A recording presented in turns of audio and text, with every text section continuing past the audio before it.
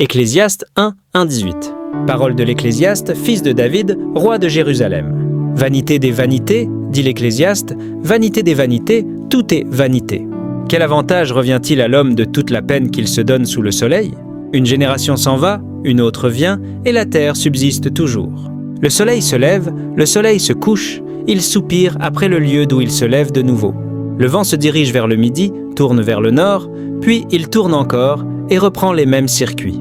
Tous les fleuves vont à la mer et la mer n'est point remplie. Ils continuent à aller vers le lieu où ils se dirigent. Toutes choses sont en travail au-delà de ce qu'on peut dire.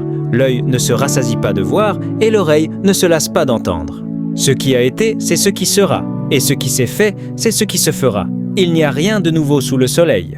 S'il est une chose dont on dise « Vois ceci, c'est nouveau », cette chose existait déjà dans les siècles qui nous ont précédés.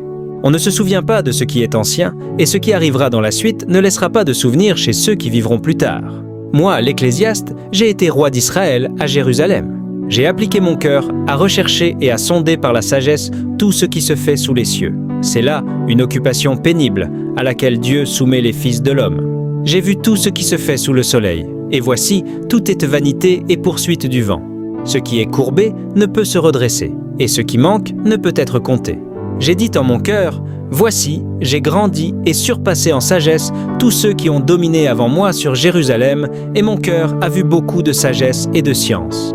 J'ai appliqué mon cœur à connaître la sagesse et à connaître la sottise et la folie.